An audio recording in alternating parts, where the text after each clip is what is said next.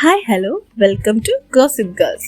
ഇന്നത്തെ നമ്മുടെ ടോപ്പിക് കൊല്ലം സുധി എന്ന കലാകാരന്റെ വൈഫും ഇപ്പോൾ സോഷ്യൽ മീഡിയയിൽ ഒരു മെയിൻ ടോപ്പിക്കുമായ രേണു സുധിയെ കുറിച്ചാണ്. രേണു സുധിയെ കുറിച്ച് ഒരു സ്പെഷ്യൽ ഡിസ്ക്രിപ്ഷന്റെ ആവശ്യമില്ല എന്ന് കരുതുന്നു. കൊല്ലം സുധിയുടെ മരണശേഷമാണ് രേണു സുധി എല്ലാവർക്കും പരിചിതമാകുന്നത്. സുധിയുടെ മരണത്തിനു ശേഷം സമൂഹം അവരെ സഹതാപത്തോടും സങ്കടത്തോടും കൂടിയാണ് നോക്കിക്കണ്ടത്. എന്നാൽ കുറച്ചുനാൾ കഴിഞ്ഞ് രേണു അതിൽ നിന്നും റിക്കവറായി. സോഷ്യൽ മീഡിയയിൽ സജീവമാകാൻ തുടങ്ങിയതോടെ സഹതാപത്തോടെ കണ്ടവർ തന്നെ പുച്ഛത്തോടും അവജ്ഞയോടും കൂടി അവരെ കാണാൻ തുടങ്ങി. രേണു സുധി റീസെന്റായി ചെയ്ത ചില ആൽബംസ്, റീൽസ് മുതലായവ നല്ലതുപോലെ സോഷ്യൽ മീഡിയയിൽ ഓർഡർ ചെയ്യപ്പെട്ടിരുന്നു. അതിൽ രേണുവിനെ കുറിച്ചും ഡിസ്കഷൻസ് വന്നിരുന്നു. അവരെ കുറിച്ച് സോഷ്യൽ മീഡിയയിൽ ചർച്ചയായ ഒരു കാര്യങ്ങൾ പോലും നല്ല രീതിയിലായിരുന്നില്ല. എത്രത്തോളം വൾഗറായും ഡിസ്റെസ്പെക്ട്ഫുൾ ആയും ഒരു പേഴ്സണോട് പെരുമാറാൻ പറ്റുമോ അത്രയും ക്രൂവൽ ആയിട്ടുള്ള സൈബർ ബുള്ളിങ് ആണ് അവർ നേരിട്ടത്. കൊല്ലം സുധിയുടെ വിഡോ ആയതിനാലും കുറച്ച് ആളുകൾ അവരെ ഫിനാൻഷ്യലി ഹെൽപ്പ് ചെയ്തതിനാലും സൊസൈറ്റി അല്ലെങ്കിൽ നെറ്റിസൺസ് പ്രിസ്ക്രൈബ് ചെയ്യുന്ന ലൈഫ് സ്റ്റൈൽ മാത്രമേ അവർ ലീഡ് ചെയ്യാൻ പാടുള്ളൂ എന്നുണ്ടോ? അവർ മൂവ് ഓൺ ആകേണ്ടത് എന്തുകൊണ്ടും നെസസറിയാണ്. കാരണം കൊല്ലം സുധി അത്രമേൽ ഫിനാൻഷ്യലി സ്റ്റേബിൾ ആയിരുന്ന ഒരു വ്യക്തിയായിരുന്നില്ല. കൂടാതെ പ്രായപൂർത്തിയാകാത്ത 2 കുട്ടികളും ഉണ്ടായിരുന്നു.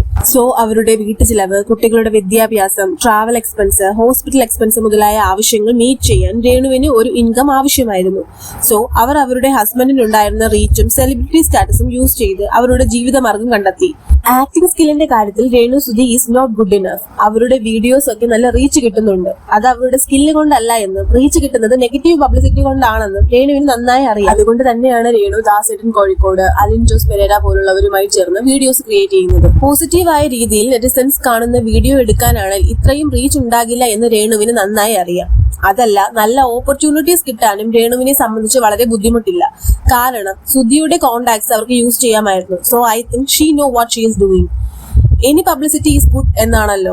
ഇത് തന്നെയാണ് അവരെ ഷോർട്ട് ഫിലിമിനും മറ്റും കാസ്റ്റ് ചെയ്യുന്ന ഡയറക്ടേഴ്സും ഫോട്ടോഷൂട്ടും മറ്റും ചെയ്യുന്ന ആളുകളും ഉദ്ദേശിക്കുന്നത്. അവരുടെ പ്രോഡക്ട്സും റീച്ച് കിട്ടുന്നുണ്ട്. അത്രയേ ഇതൊന്നും മനസ്സിലാക്കാതെ രേണുവിനെ സദാചാരം പഠിപ്പിക്കുവാനും സതി അനുഷ്ഠിക്കാനും പഠിപ്പിക്കുന്നവരോട് ഒന്നേ പറയാനുള്ളൂ: മൈൻഡ് യുവർ ഓൺ ബിസിനസ്. നമുക്ക് അവരെ കൺസ്ട്രക്റ്റീവ് ക്രിറ്റിസിസം നടത്താം, ബട്ട് അവരെ പേഴ്സണലി ഹറാസ് ചെയ്യുന്നതും ബോഡി ഷെയിം ചെയ്യുന്നതും സട്ട് ഷെയിം ചെയ്യുന്നതും ഒന്നും അത്ര നല്ല കാര്യമല്ല. പിന്നെ ഇവർക്ക് നെഗറ്റീവ് കിട്ടാനുള്ള one of the main reason എന്ന് പറയുന്നത് നമ്മുടെ ഓൺലൈൻ മീഡിയാസ് തന്നെയാണ്. ഇവർ അവരുടെ വീഡിയോസിന്റെ റീച്ചിന് വേണ്ടി അതിന്റെ അടിയിൽ കൊടുക്കുന്ന ക്യാപ്ഷൻസ് കണ്ടാൽ തന്നെ നെഗറ്റീവായി കമന്റ് ചെയ്യാൻ മലയാളികളെ പ്രേരിപ്പിക്കും.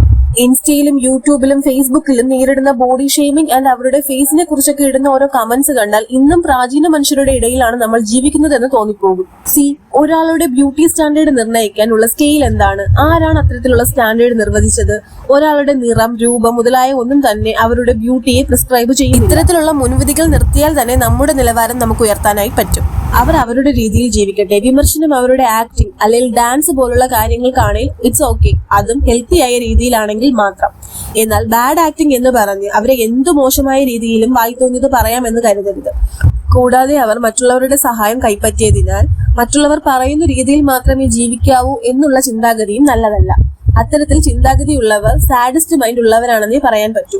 കാരണം സൊസൈറ്റി പറയുന്ന രീതിയിൽ കണ്ണീർ പുത്രിയായി രേണു കഴിഞ്ഞിരുന്നുവെങ്കിൽ എന്ന് ആഗ്രഹിക്കുന്നവരാണ് ഇത്തരം ആൾക്കാർ. ഒരാളുടെ സോഷ്യൽ മീഡിയ പ്രസൻസ് അയാളെ എന്തും പറയാനുള്ള ലൈസൻസ് അല്ല എന്ന റിയലൈസേഷൻ ഓഡിയൻസ് എന്ന രീതിക്ക് നമുക്കുണ്ടാകണം. That's it for the video. If you like this video, please do like, comment and share. For more videos, do subscribe and enable the bell button. Thank you.